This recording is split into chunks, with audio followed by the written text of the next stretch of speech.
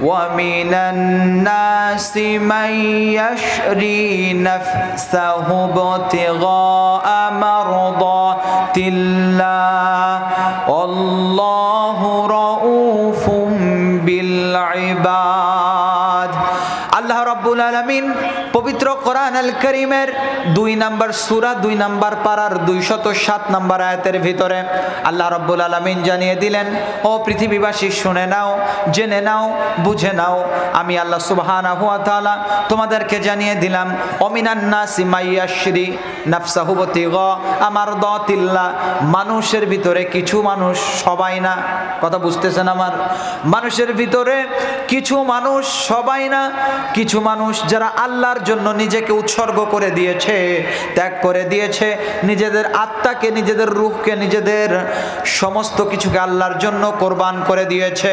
আমি আল্লাহ রাব্বুল আলামিন জানিয়ে দিলাম, যারা মিনান নাসি মাইয়াশরি নাফসাহু বিতিগা মারদাতিল্লাহ, আল্লাহর জন্য নিজেকে বিলিয়ে দিয়েছে, বিকিয়ে দিয়েছে, আমি আল্লাহ তাআলা পুরস্কার স্বরূপ তার জীবনের উপরে খুশি হয়ে আল্লাহু রাউফুম বিল ইবাদ, আমি আল্লাহ তার সঙ্গে অত্যন্ত স্নেহশীল আচরণ করব। সুবহানাল্লাহ। বুঝতেছেন আপনারা? সৃজনশীলতার যুগ, সৃজনশীলতা দিয়ে বললে বুঝবেন। আব্দুল কাদের ভাই রিটায়ার্ড করেছে টিবি হসপিটাল থেকে, তাই না? তো উনি রিটায়ার্ড করার পরে উনি রিটায়ারমেন্টের কিছু টাকা পেয়ে ওনার একটা স্বপ্ন ছিল আইফোন 13 প্রো ম্যাক্স কিনবে, যার বর্তমান বাজার মূল্য ধরেন 2 লক্ষ টাকা। উনি একটা ফোন কিনেছে, কিনে বাসায় রেখেছে। উনার 4 বছরের একটা নাতনি, সে বুঝতে পারে নাই, তিনি হাঁটতে হাঁটতে টেবিলের পাশে গিয়ে, 4 বছর বয়স তো, ও ছোট মানুষ বুঝতে পারে নাই, টেবিলের কাপড় টান দিতে গিয়ে ওই ফোনটা টেবিলের উপর থেকে ফেলে ফ্লোরের টাইলসের উপরে ফেলে ভেঙে ফেলছে গ্লাস। হয় কি হয় না? আপনারা কি রাগ করতেছেন আমার উপরে? এমন হয় না যে বাচ্চা বুঝতে পারে নাই, আস্তে করে টান দিছে, ফোনটা পড়ে গিয়ে ভেঙে গেছে। এখন স্বাভাবিকভাবে আব্দুল কাদের ভাই উনি কিন্তু চোখ মুখ রেগে গিয়ে, কারণ ওনার জীবনের সর্বোচ্চ সম্বল দিয়ে 2 লাখ টাকা দিয়ে একটা ফোন কিনছে, উনি রেগে মেগে চোখ মুখ লাল করে বলতেছে একবার কান ফাটাই ফেলবো, ফোন ভেঙে ফেলছো। বলবে কি বলবে না? দেখবেন বাচ্চা এই হাত উঠানো দেখে আর একটু শক্ত কথা শুনে বাচ্চা কাঁদবে না, কাঁদার আগে অ্যাডভান্স সংকেত দিবে, শুধু চোখগুলো বড় করে, গালটা গোল করে শুধু একটু কান্নার ভান করবে। এরপরে দেখবেন আব্দুল কাদের ভাই হোক আর আব্দুর রাজ্জাক ভাই হোক আর আমি মাহমুদুল হাসান হোক, সন্তান হোক আর মেয়ের সন্তান হোক না কেন, সাথে সাথে 2 লক্ষ টাকার দরদ ভুলে বলবো যে আম্মু বা আপু তোমাকে বলি নাই, এটা তোমার আম্মুর দোষ, তোমার আম্মু এখানে রাখলো কেন? ঠিক কি না? বলি কি বলি না? জোরে বলেন, আরেকটু জোরে বলেন। আল্লাহ রাব্বুল আলামিন বলেন, পৃথিবীর মানুষেরা শোনো, মূল আলোচনায় চলে যায়। আমি আল্লাহ রাব্বুল আলামিন পৃথিবীতে 2টি বছরের একটি কোর্স দিয়েছি। একটা স্টুডেন্ট 2021 সাল এবং 22 সাল অথবা 22 এবং 23 সালে 9 এবং 10-এ পড়েছে, ক্লাস 9 এবং 10 শেষ করেছে। নবম দশম শ্রেণী শেষ করবার পরে সেই স্টুডেন্ট এসএসসি পরীক্ষা দেয় কি দেয় না? এসএসসি পরীক্ষা দেওয়ার পরে ওই স্টুডেন্টের পরীক্ষা শেষ হলে কয়েক মাস পরেই রেজাল্ট বের হয়ে যায়। দেখবেন রেজাল্টের দিন 2 প্রকার পাবলিক থাকে। এক প্রকার পাবলিক মিষ্টির দোকানে যায়, বারবার ফোনে মানুষকে জানিয়ে যায় যে দাদু আমি A+ পেয়েছি, আব্বু A+ পেয়েছি, ভাই A+ পেয়েছি, এবং মিষ্টি বিতরণ করে। আরেক প্রকার পাবলিক আছে যারা গলায় দড়ি দেওয়ার জন্য দড়ি কেনার পয়সা খুঁজে আসে না নাই? একটু জোরে বলেন, আছে না নাই? আপনারা যদি বুঝে থাকেন আমার আলোচনা, প্রত্যেকটি কথা হৃদয়ের কান দিয়ে শুনতে হবে, মেনে নিতে হবে। আমি তো এসেছি জীবন পরিবর্তনের আলোচনা করতে। আপনারা কে ভালো বলেন, কে কণ্ঠের প্রশংসা করেন আমি হাসাতে পারি না, কাঁদাতে পারি। এগুলো দিয়ে আমাদের এই জীবনটা পার পেলেও অন্ধকার কবরে এগুলো দিয়ে পার পাওয়া সম্ভব না, ঠিক কি না? কারণ কবর এমন একটি জায়গা, যে জায়গায় সুফিয়ান সাউরি রাদিয়াল্লাহু তাআলা আনহুর মতো একজন সাহাবী যিনি জান্নাতের অগ্রিম সুসংবাদ পেয়েছিল। ওসমান গনি, যার নাম আপনারা শুনেছেন, রাসূলের 2টি মেয়েকে বিবাহ করেছিল, যিনি জান্নাতের সার্টিফিকেট পেয়েছিল, তিনিও অন্ধকার কবরের ভয়ে কাঁদতে কাঁদতে 2 চোখের কোনায় ঘা করে কবরে গিয়েছে। তার মানে দুনিয়াতে হাসতে হাসতে যদি আপনি দুনিয়া পার করে ফেলেন, তাহলে কবরে আপনার 4 পয়সার কোনো মূল্য হবে না, ঠিক কি না? আমার প্রিয় ভালোবাসার ভাইয়েরা, যাদের ভালোবাসায় আজকে এসেছি, কান খুলে শুনুন, বুকে হাত দিয়ে, হাতে হাত দিয়ে আমি আপনাদেরকে বলছি, আপনাদের ছোট ভাই হিসাবে, আপনারা যে ঘুমের ভিতরে রয়েছেন, দুনিয়ায় স্বপ্নের ভিতরে রয়েছেন, এটা ভেঙে যাবে এবং কবরে আমাকে আপনাকে যেতে হবে, ঠিক কি না? এই জন্য আমাদের দুনিয়ার রং তামাশার পিছনে ছোটা যাবে না, গান বাজনার পিছনে ছোটা যাবে না, হালাল উপার্জন করতে হবে, হালালভাবে জীবন চালাইতে হবে। অন্তত পক্ষে হালালভাবে যদি যাইতে পারি, কবরের ভিতরে আল্লাহ তাআলা আমাদের সাথে ভালো ব্যবহার করবে, ঠিক কিনা? যে কথা বলছিলাম মনে আছে তো আপনাদের ভাই, যে এসএসসি পরীক্ষা যারা দিল, আমার দিকে তাকান, এসএসসি পরীক্ষা দিল যারা A+ পেল, তারা কি এই 2 বছরে পড়ালেখা করছে না ঘুরে বেড়াইছে? বুঝে নাই মনে আলোচনা। যারা A+ পায় এসএসসিতে, এরা কি 2 বছর পড়ালেখা করে নাকি শুধু ঘুরে বেড়ায়? হ্যাঁ, পড়ালেখা করে। আর যারা ফেল করে গলায় দড়ি কেনার টাকা খুঁজে, এরা কি পড়ে নাকি শুধু গদখালি গিয়ে মেলা দেখে? হ্যাঁ, আল্লাহ রাব্বুল আলামিন বলেন, পৃথিবীর মানুষ শোনো, কুল্লু নাফসিম বিমা কাসাবাত লা যুলমাল ইয়াউম। আমি আল্লাহ তাআলা 50 বছরের একটি পরীক্ষার জীবন দিয়েছি, আমি আল্লাহ তোমাদেরকে এসএসসির মতো রেজাল্ট দিব। সুবহানাল্লাহ।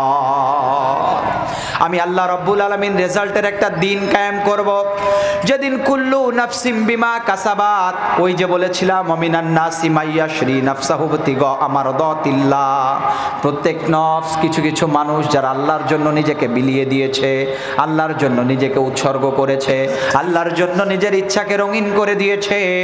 আল্লাহ বলে, কুল্লু নাফসিম বিমা কাসাবাত লা যুলমাল ইয়াউম, এই নফসগুলোকে একত্রিত করব, বিমা কাসাবাত, তারা যা উপার্জন করেছিল। ও আমার প্রিয় ভালোবাসার ভাইয়েরা, আমাদেরকে আল্লাহ একত্রিত করে ওই দিন আমাদের বিমা কাসাবাত, যার যে উপার্জন আছে, এই উপার্জনগুলোকে আল্লাহ তাআলা দিয়ে দিবে এবং বলবে, লা যুলমাল ইয়াউম, আজকের দিনে কারোর উপরে কোনো জবরদস্তি এবং জুলুম থাকবে না। আল্লাহু আকবার। আল্লাহ রাব্বুল আলামিন বলেন, পৃথিবীর মানুষ শোনো, তাফসীরে মুনীরের বর্ণনায় আল্লাহ রাব্বুল আলামিন যেদিন আরশে আজিম থেকে নেমে আসবে, ময়দানে মাহশার যেদিন কায়েম করে ফেলবে, ওই দিন আল্লাহ রাব্বুল আলামিন এক খণ্ড সাদা মেঘের টুকরোর উপরে ভর করে আল্লাহ তাআলা ফেরেশতাদের মাধ্যমে নেমে আসবে জমিনে। সুবহানাল্লাহ। আরশে আজিমের থেকে নামবেন এক টুকরো সাদা মেঘমালার উপরে, এক টুকরো সাদা মেঘমালার উপর দিয়ে নেমে এসে আল্লাহ তাআলা বাম পাশ জমিনে দিবে। কোন পাশ জমিনে দিবে? বাম পাশ জমিনে দিবে। আজকে আল্লাহ তাআলা সত্তার নাম ব্যবহার করছে, আল্লাহ তাআলা রাজ্জাক নাম ব্যবহার করছে। ওই দিন কোনো নাম থাকবে না। ওই দিন লিমানিল মুলকুল ইয়াউম লিল্লাহি ওয়াহিদিল কাহ্হার, ওই দিন একমাত্র কাহ্হার নাম থাকবে, ওই দিন একমাত্র কাহ্হার নাম থাকবে। এজন্য বলছি প্রিয় ভাই, অমিনান নাসি মাইয়াশরি নাফসাহু বিতিগা আমারদাতিল্লাহ, মৃত্যুর আগে নিজের জীবনটাকে যদি আল্লাহর জন্য দিয়ে দিতে পারেন, মৃত্যুর আগে যদি আল্লাহর জন্য নিজের জীবনকে উৎসর্গ করতে পারেন, আল্লাহ রাব্বুল আলামিন ওই দিন কি করবে? আল্লাহু রাউফুম বিল ইবাদ। আব্দুল কাদের ভাইয়ের যেমন 2 লক্ষ টাকার ফোন ভাঙলেও ভাই মন খারাপ করে না, শুধু কান্না করবে এই জন্য, ঠিক কিনা? কথা বুঝতেছেন আমার আলোচনার? কষ্ট হচ্ছে না তো আপনাদের? মূল বুঝাতে চাচ্ছি যে যারা আল্লাহর দিকে মানুষকে, নফসকে বিলিয়ে দিবে, আল্লাহর জন্য ইচ্ছাকে ত্যাগ করবে, আল্লাহ তাদের জন্য অত্যন্ত স্নেহশীল হবে। এই জন্য মোবাইলের উদাহরণ দিয়েছি। 2 লক্ষ টাকার ফোন ভাঙলেও আদরের নাতনির ভালোবাসায় উনি কান্না করা দেখলে 2 লক্ষ টাকার ফোনের মায়া ছেড়ে দিবে, ঠিক কি না? তো আল্লাহ তাআলা যেদিন ময়দানে মাহশার কায়েম করবে, সাদা মেঘমালার উপরে নেমে আসবে, যেদিন 70,000 ফেরেশতা শিকলি ধরে জাহান্নামকে টেনে নিয়ে যাবে, ওই দিন আল্লাহ তাআলা ময়দানে মাহশার কায়েম করবে, সমস্ত ফেরেশতারা ইয়া নাফসি করতে থাকবে, সমস্ত ফেরেশতারা সুবহানাদিল মুলকি ওয়াল মালাকুতি সুবহানাদিল ইজ্জতি এইভাবে তাকবীর ধ্বনি দিতে থাকবে। নবী রাসূল পর্যন্ত উলঙ্গ অবস্থায় থাকবে, নবী রাসূল পর্যন্ত খতনাবিহীন অবস্থায় থাকবে। ওই দিন মানুষগুলো ইয়া নাফসি ইয়া রাব্বি বলতে থাকবে, জাহান্নাম চিৎকার দিতে থাকবে। ওই দিন আল্লাহ সুবহানাহু ওয়া তাআলা বলে, যারা দুনিয়াতে মিনান নাসি মান ইয়াশরি নাফসাহু বিতিগা আমারদাতিল্লাহ, যারা আল্লাহর জন্য নিজের জীবনকে বিলিয়ে দিয়েছিলে, যারা আল্লাহর জীবন সুদমুক্ত সমাজ গড়েছিলে, যারা আল্লাহর জন্য ঘুষমুক্ত চাকরি ছেড়ে দিয়েছিলে, ঘুষ খাও নাই, সুদ খাও নাই, অন্যায় করো নাই, জুলুম করো নাই, কোরআনের পাখীদের উপর অত্যাচার করো নাই, আল্লাহর দ্বীনের মর্দ মুজাহিদের উপর অত্যাচার করো নাই, ফাঁসির কাস্টে ঝুলাও নাই, বিনা অপরাধে জেলের ভিতরে ভরো নাই, স্ত্রীকে কষ্ট দাও নাই, বউকে কষ্ট দাও নাই, সন্তানকে কষ্ট দাও নাই, চাকরি নষ্ট করো নাই, কাউকে অধিকার নষ্ট করো নাই। আমি আল্লাহ তাআলা আল্লাহু রাউফুম বিল ইবাদ, আমি আল্লাহ তাআলা এই দিন তোমাদের জন্য স্নেহশীল হয়ে গেলাম। সুবহানাল্লাহ।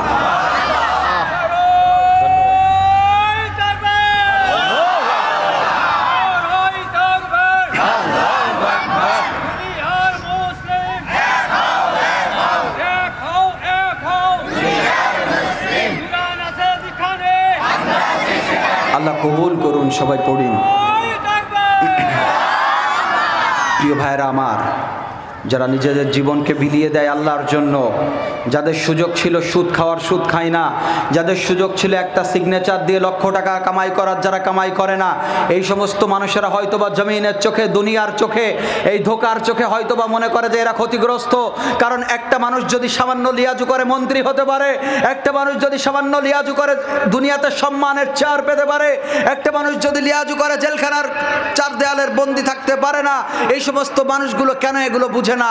কিন্তু তারা বলেছে অমিনান নাসি মান ইয়াশরি নাফসাহু বিতিগা আমারদাতিল্লাহ, আমাদের জীবনকে আল্লাহর রঙে রঙিন করে দিয়েছি। কারণ কিয়ামতের কঠিন ময়দানে মানুষগুলো যেদিন ভীত থাকবে, ওই দিন আমরা আল্লাহ তাআলার একটি ঘোষণা শুনতে চাই, ইয়া ইবাদি লা খাউফুন আলাইহিম, ইয়া ইবাদি লা খাউফুন আলাইহিম, ইয়া ইবাদি লা খাউফুন আলাইহিম, হে বান্দা তোমার কোনো ভয় নাই। আল্লাহু আকবার। এজন্য নিজেদের জীবনকে বিলিয়ে দেয় শুধুমাত্র পরকালের আশায়। কারণ ওমাল হায়াতুদ দুনিয়া ইল্লা মাতাউল গুরুর, এই দুনিয়া হচ্ছে ধোঁকা, এই দুনিয়া হচ্ছে ধোঁকা, এই দুনিয়া হচ্ছে প্রতারণা, ঠিক কি না? এই দুনিয়া তো আমরা নিজেরা দেখতেছি। একজন পুরুষ হাজার হাজার লক্ষ টাকা কামাই করে একজন সন্তান তৈরি করতেছে, যে সন্তান এই কয়েকদিন পরে বিয়ে করবার পরে সন্তান মা বাবারে ভাত না দিয়ে ছোট্ট ছোট্ট কুড়ে ঘর ভাড়া করে নিয়ে, ওয়াইফ নিয়ে চাকরি যেখানে করে এইখানে থাকে, বৃদ্ধ মা বাবা এলাকায় না খেয়ে মারা যায়। আছে না নাই?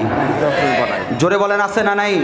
আজকে বাংলার জমিন অলিয়া উলিয়ার জমিন, আজকে বাংলার ভূখণ্ড সবুজ শ্যামল প্রকৃতির ভূখণ্ড, আজকে বাংলার জমিনে কোনো অভাব নাই, আজকে ধন সম্পদের অভাব নাই।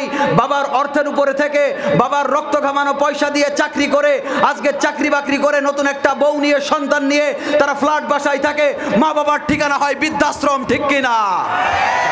এটা মূলত ইসলামের শিক্ষা নয়, এটা মূলত ইসলামের শিক্ষা নয়। এজন্য আমাদেরকে আমাদের আত্মাটাকে, আমাদের নফসকে আল্লাহর দিকে বিলিয়ে দিতে হবে। পারবো তো ইনশাআল্লাহ?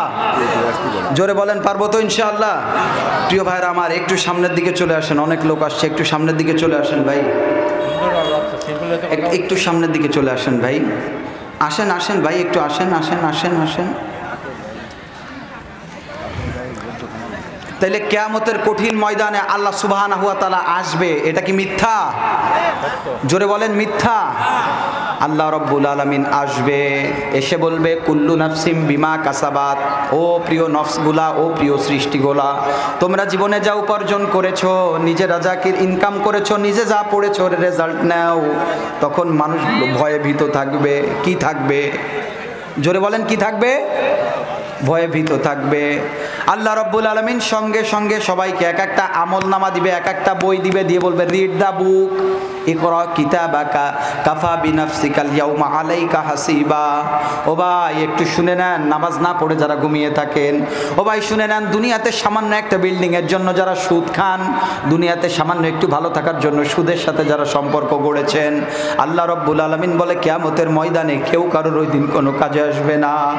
আল্লাহ নবী, বিশ্ব নবী, ক্লান্ত শরীর, তিনি মসজিদে নববীর ইমাম, তিনি মদিনা মুনাওয়ারার প্রেসিডেন্ট, ঠিক কিনা? আল্লাহ নবী ক্লান্ত ক্লান্ত শরীর নিয়ে রাসূলের স্ত্রী বলেন, মাসের পর মাস, দিনের পর দিন, 1 মাস না 2 মাস না, মাসের পর মাস আল্লাহর নবী বিশ্ব নবীর বাসায় কোনো আগুন জ্বলে নাই, কিছু রান্না হয় নাই। সেই নবী, ক্লান্ত নবী, আম্মা জান আয়েশা সিদ্দিকা রাদিয়াল্লাহু তাআলা আনহা, ছোট মানুষ, তার কোলের উপরে মাথা রেখে ক্লান্ত নবী ঘুমিয়ে গিয়েছে। দয়ার নবী, মায়ের নবীর যে সৌন্দর্য ছিল, তাফসিরের বর্ণনায় যে সমস্ত মহিলারা ওই সময় ইউসুফ আলাইহিস সালামকে দেখে আঙ্গুল কেটেছিল, তারা যদি দয়ার নবী মায়ের নবীকে দেখতো, আঙ্গুল কাটতে কাটতে নিজেদের কলিজা কেটে দিত। আল্লাহু আকবার। এই নবী ক্লান্ত শরীর নিয়ে আম্মা জান আয়েশা সিদ্দিকা রাদিয়াল্লাহু তাআলা আনহার গৃহে প্রবেশ করে আম্মা জান আয়েশা সিদ্দিকার উরুর উপরে মাথা দিয়ে ঘুমিয়ে আছে। আমার প্রিয় মা, আমার প্রিয় বোন, এখান থেকে একটু শিক্ষা নেন। স্বামী অত্যন্ত সর্বোচ্চ নেয়ামত, যে স্বামীর মাধ্যমে আপনার রিজিকের ব্যবস্থা আল্লাহ করে দেয়। সুবহানাল্লাহ পড়ে না? ওই স্বামী ঘুমিয়ে আছে। আম্মা জান আয়েশা সিদ্দিকা রাদিয়াল্লাহু তাআলা আনহা মাথার উপরে একটু চুলগুলো রাসূলের আদর করে করে রাসূলের চুলগুলো একটু বিলি দিয়ে দেয়। এটা রাসূলের সুন্নাহ স্ত্রীর জন্য। সুবহানাল্লাহ। আল্লাহর নবী, দয়ার নবী ক্ষুধার্ত শরীর, প্রচণ্ড মরুভূমির তাপে আল্লাহর নবী একটু ঘুমের মতো চলে আসছে, নিদ্রাচ্ছন্ন হয়েছে। হঠাৎ করে আম্মা জান আয়েশা সিদ্দিকার কি যেন মনে হয়েছে, হাদিস শরীফের বর্ণনায় আল্লাহর নবী 2 চোখের পানি ছেড়ে দিয়েছে, উষ্ণ গরম পানি চোখ দিয়ে বের হয়। এই পানি হঠাৎ রাসূলের মুখের উপরে, কোমল মুখের উপরে পড়েছে। আম্মা জান আয়েশা সিদ্দিকার রাদিয়াল্লাহু তাআলা আনহার চোখের পানি যখন আল্লাহর নবীর শরীরের উপরে পড়েছে, ও আমার প্রিয় যুবক, ও যুবক, ও যুবক শোনো, আমি তোমাদের মতো একজন যুবক, ও যুবক ভাই শোনো। আল্লাহর নবী বিশ্ব নবীর মুখের উপরে যখন পড়েছে, আল্লাহর নবী কেঁপে উঠেছে। সঙ্গে সঙ্গে ভালোবাসার স্ত্রী আয়েশার দিকে তাকিয়ে বলে, ওগো আয়েশা, তোমার কি বাসার জন্য খারাপ লাগছে নাকি? তোমার কি মা বাবার জন্য কষ্ট হচ্ছে নাকি? ডাক দিয়ে বললেন, ইয়া রাসূলুল্লাহ, ইয়া হাবিবাল্লাহ, ওগো নবীজি, স্বামী স্ত্রীর কি একটা মহব্বত দুনিয়াতে! কত ভালোবাসি আপনাকে, আপনিও আমাকে কত ভালোবাসেন। আপনি একটা দিন ইসলামের কোনো কাজে বাইরে গেলে আমার ঘুম হয় না। ও নবী, ও নবী, ও নবী, কিয়ামতের ময়দান কায়েম হবে, ওই দিন জাহান্নামকে হাজির করা হবে। ইয়া রাসূলুল্লাহ, ইয়া হাবিবাল্লাহ, ওগো নবীজি, ওই দিন কি আপনি আমার জন্য কি একটু সুপারিশ করতে পারবেননি? আমি ছোট্ট আয়েশা আপনার ঘরে এসেছি, আপনি কি ওই দিন আমার জন্য কিছু করতে পারবেননি আল্লাহর দ্বারে? আল্লাহর নবী ডাক দিয়ে বলে, ওগো আয়েশা, কিয়ামতের ময়দানে নবীরা পর্যন্ত পাগল পারা থাকবে। ও যুবক, যারা আখিরাতকে ভুলে গিয়েছো, ও আমার প্রিয় বড় ভাই, যারা আখিরাতকে ভুলে গিয়েছেন, কবরকে ভুলে গিয়েছেন, আল্লাহর কসম, শয়তানের দোকায় কবর আপনাদেরকে শয়তানে ভুলিয়ে রেখেছে।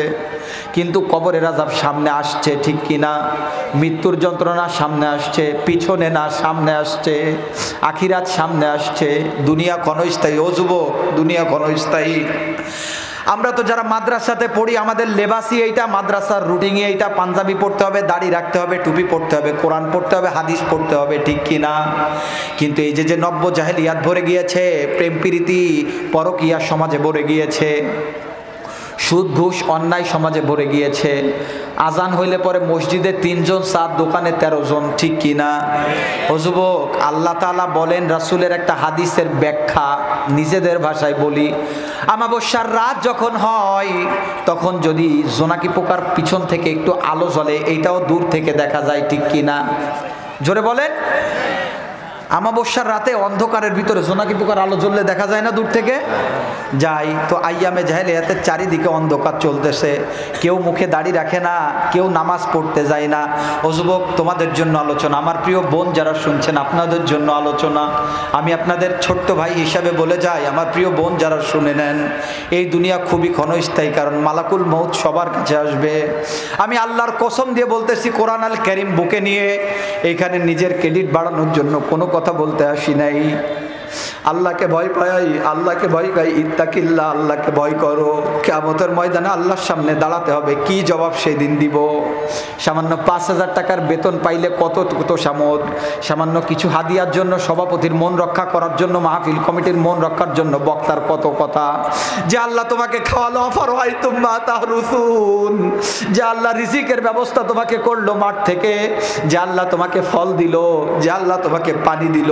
ও বোন, যে আল্লাহ তোমাকে তোমাকে শারীরিক সৌন্দর্য দিল, যে আল্লাহ সুন্দর মাথার চুল দিল, যে আল্লাহ তোমাকে কথা বলার সুন্দর শক্তি দিল, ওই আল্লাহর জন্য কি কোনো কিছু করা যাবে না? যাবে না? যাবে না? অবশ্যই যাবে, করতেই হবে। কারণ মালাকুল মউত আসবে।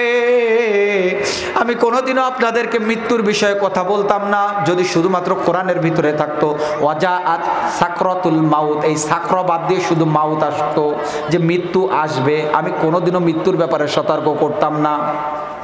কিন্তু আল্লাহ বলে ওয়াজাআত সাকরাতুল মাউত, মৃত্যুর যন্ত্রণা আসবে। কি আসবে? জোরে বলেন। মৃত্যুর যন্ত্রণা আসবে, মৃত্যুর যন্ত্রণা আসবে। মালাকুল মাউত আজরাইল হাজির হয়ে যাবে। আপনি যদি অপরাধী হন, আপনি যদি মুজরিম হন, আপনি যদি পাপিষ্ট হন, আপনি যদি আল্লাহকে না মেনে যদি নামাজ না পড়ে জীবনটাকে কাটিয়ে দেন, ও ভাই, আপনি যদি নেশার পিছনে ঘুরেন, আল্লাহ রাব্বুল আলামিন বলে মালাকুল মাউত আসবে, মৃত্যুর যন্ত্রণা আসবে। মালাকুল মাউত এসে এমনভাবে আপনার উপরে টর্চার করবে, কালো কাপড় পরা ফেরেশতারা আসবে, আযাবের ফেরেশতারা আসবে, মাকামে ইয়াউমিন হাদিদ, লোহার তৈরি মুগুর নিয়ে ফেরেশতারা আসবে। দেখবেন মুমূর্ষ ব্যক্তির পাশে গেলে চোখগুলো দিয়ে এই দিক দিয়ে বেয়ে বেয়ে পানি পড়ে, গলাটা শুকিয়ে যায়। আপনার আমার এই অবস্থা আসবে। আল্লাহ রাব্বুল আলামিন বলে মালাকুল মউত ওই সময় ডাক দিয়ে বলবে, আহারে তোমাদের ওইখানে কি মাহফিল হয় নাই? তোমাদের ওইখানে কি মাহমুদুল হাসান এসে চেঁচিয়ে চেঁচিয়ে গলা ভাঙে নাই? তোমাদের এইখানে কি জোবায়ের আহমেদ আসে নাই? কেন তোমরা বোঝো নাই? কারণ এই যে গতকালকেও ফুর্তি করতে গিয়েছিল ঢাকাতে, আপনারা সবাই জানেন আগুন ধরেছে মিরপুর 12 নম্বরে কাচ্চি ভাইয়ে, একই পরিবারের 5 জন মারা গিয়েছে। এভাবে করে চলেছে আমার ঝিকর গাছাই। কিছুদিন আগে মাহফিল করে আসছি, ছেলেটা অত্যন্ত ভালো। ছেলেটার মা বলছে, আমি টেলিভিশনের সামনে মোবাইলের ভিতরে দেখলাম যে ছেলেটা বলছে, মা চতুর্পাশে আগুন ধরেছে, হাত পুড়ে যায়, পা পুড়ে যায়, ও মা ধোঁয়ায় দম বন্ধ হয়ে আসছে, মা আর মনে হয় জীবনে দেখা হবে না। মা চোখের পানি ছেড়ে দিয়ে বলে, মা তো জনম দুঃখিনী। মা বলে, আব্বু তুমি কালিমা পড়ো, তুমি কালিমা পড়ো, তুমি কালিমা পড়ো। কালিমা পড়তে পড়তে ছেলেটার ফোন বন্ধ হয়ে গিয়েছে, তার মানে মৃত লাশ আসছে বাসায়। আমাদের এমন অবস্থা আসবে, মাহফিল শেষ করে বাসায় যাইতে গেলে ট্রাকের নিচে পড়ে যাইতে পারি, মাহফিল শেষ করে বাসায় যাওয়ার সময় সাপের কামড় খাইতে পারি। এজন্য মালাকুল মউত আসবে। সে মালাকুল মউত বলবে যে, আহারে কিছুদিন আগেও তো একজন মারা গিয়েছিল, গত মাহফিল করে গিয়েছি, গত বছর অনেক মানুষ মারা গিয়েছিল, কেন তোমরা বুঝো নাই?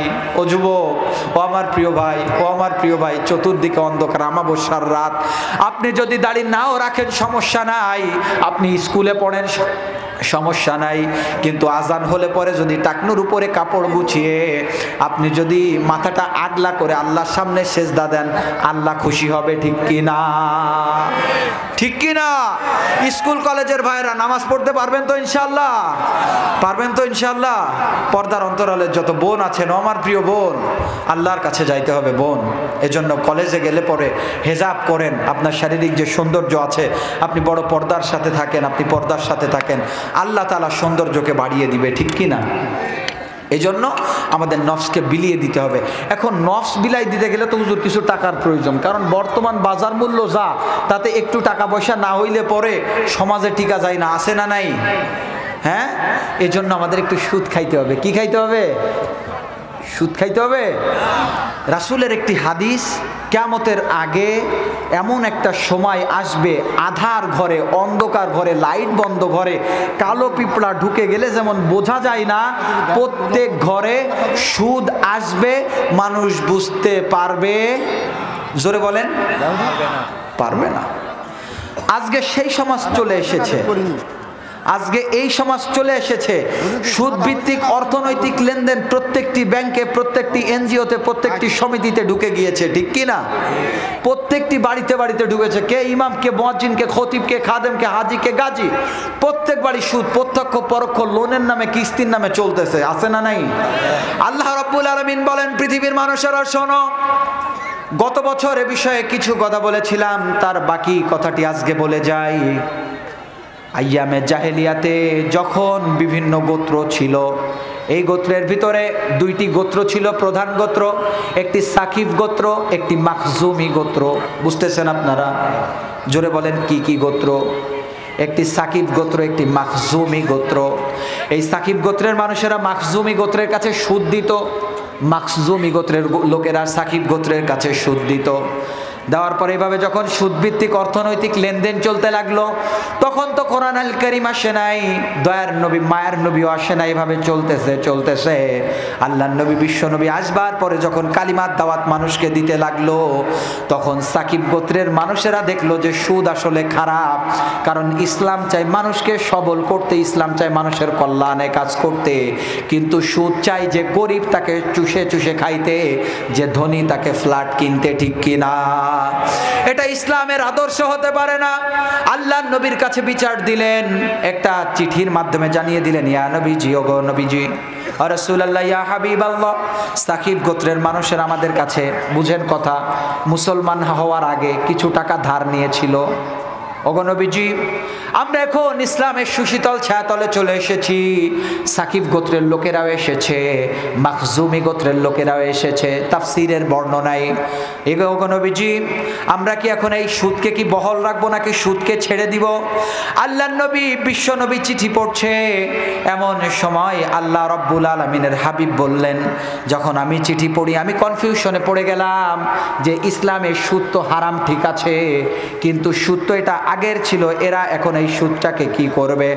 আল্লাহ রাব্বুল আলামিনের হাবিব বলেন, সঙ্গে সঙ্গে আল্লাহ সুবহানাহু ওয়া তাআলা, রাসূল যখন চিঠি পড়ছিলেন সাকিব গোত্রের চিঠি, তখন আল্লাহ রাব্বুল আলামিন সূরাতুল বাকারার 2টি আয়াত নাজিল করলেন, 279 নাম্বার এবং 278 নাম্বার এবং 79 নাম্বার আয়াত নাজিল করে আল্লাহ তাআলা ওই সাকিব গোত্র এবং মাখজুমি গোত্রের চিঠির জবাবটা দিয়ে দিলেন। সুবহানাল্লাহ। আল্লাহ রাব্বুল আলামিন বলেন, ও পৃথিবীর মানুষ শোনো, ইয়া আইয়ুহাল্লাযীনা আমানুত্তাকুল্লাহ, তোমরা যারা ঈমান এনেছো, তোমরা যারা জাহিলি যুগের বিশ্বাস রাখো নাই, তোমরা যারা ঈমান আনয়ন করেছো, ইসলামের সুশীতল ছায়াতলে চলে এসেছো, ঈমানদার হয়েছো, ঈমানের দোকানদার হও নাই।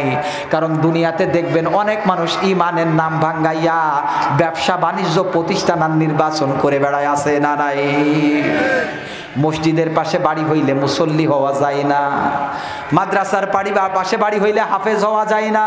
যদি মসজিদের রক্ষণাবেক্ষণ করলে যদি জান্নাত পাওয়া যাইতো, আবু জাহেল উতবা সাইবা জান্নাতি হতো, ঠিক কিনা? শুধুমাত্র একটা স্মার্ট মসজিদ করলে জান্নাতি হওয়া যাবে না, আমাদের টার্গেট থাকবে একটা ইসলামিক ইমানদার বানানো, ঠিক কিনা?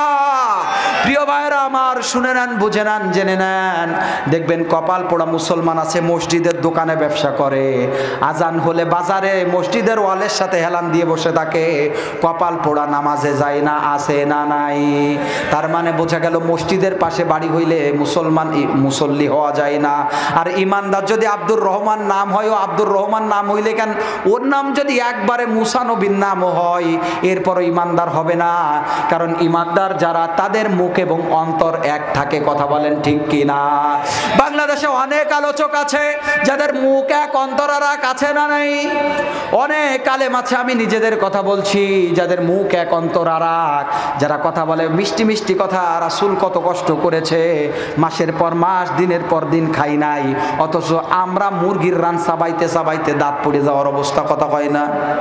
জীবনে দানও করি না, মাহফিল করার আগে কন্ট্যাক্ট করি, কত দিবা কও? স্টেজে উঠার আগে দিতে হবে রকেটে, এরপরে স্টেজে উঠলে দিতে হবে পকেটে, আছে না নাই? এটা হচ্ছে আলেমদের অবস্থা। প্রিয় ভাইয়েরা আমার, এরপরে জেনারেল যারা আছে এদের কথা আমি নাই বললাম। তার মানে বোঝা গেল সাকিব গোত্র এবং মাখজুমি গোত্র যখন দ্বন্দ্বে পড়ে গিয়েছে, আল্লাহ রাব্বুল আলামিন বলে, তোমরা যারা ঈমান এনেছো, ঈমানদার হয়েছো, ঈমানের দোকানদার হও নাই, তারা শুনে নাও, আমি আল্লাহ রাব্বুল আলামিন তোমাদেরকে জানিয়ে দিলাম, তোমরা ইয়া আইয়ুহাল্লাযীনা আমানু, ও ঈমানদারেরা, ইত্তাকিল্লাহ, আমি আল্লাহকে ভয় করো, ওয়াযারুমা বাকিয়া মিনার রিবা, কথার দিকে তাকান, আয়াতের দিকে তাকান, ওয়াযারুমা বাকিয়া মিনার রিবা, চিঠির সমাধান আরশে আজিম থেকে দিলেন, তোমাদের যাদের অবশিষ্ট সুদ রয়েছে, ছড়ানো ছিটানো সুদ রয়েছে, এই সুদের আয়াত শুনবার পরে মাহমুদুল হাসানের আলোচনা মুখ থেকে বেরোনোর পরে তুমি ওয়াযারুমা বাকিয়া মিনার রিবা, যত বকেয়া সুদ রয়েছে সব সুদকে ছেড়ে দিতে হবে। কি করতে হবে? ছেড়ে দাও, কালেকশন আর করা যাবে না, দানও করা যাবে না, আসলও নেওয়া যাবে না। যার যে সুদ আছে ছেড়ে দাও। ওয়াজারুমা বাকিয়া মিনার রিবা, ছেড়ে দাও। ইন কুনতুম মুমিনিন, যদি তুমি ঈমানদার দাবি করো নিজেকে, তাইলে সুদ ছেড়ে দাও। কোরআনের এই কথার দ্বারা বোঝা গেল যাদের সাথে সুদের সম্পৃক্ত, যাদের সাথে সুদের ব্যাংকের সম্পৃক্ত, যে মহিলার সাথে এনজিও সম্পর্ক, যে মহিলার সাথে সুদের লেনদেনের সম্পর্ক, এরা ঈমানদার হতে পারে না। ঠিক কিনা?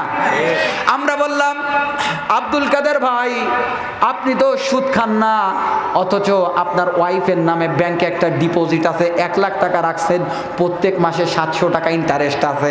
আপনি খান আর শুধু মাহফিলের সভাপতি হন, তাবলিকে যান, চরমোনায় যান, খানকায় যান, গাজীপুরে যান, বরিশালে যান, জামাতের আমির আমলিগ দেখতে পারেন না, বিএনপি দেখতে পারেন না, খাসির গোশ খান, কুত্তার গোশ দেখলে ঘৃণা করে। আল্লাহ বলছে দুনিয়ার মানুষ শুনে নাও, খাসির গোশ কিনে খাওয়া যেমন হারাম টাকা দে হারাম, ওই কুত্তার গোশও ঠিক তেমন হারাম। কথা বলেন ঠিক কিনা? আমরা শুধু আওয়ামী লীগ খারাপ, বিএনপি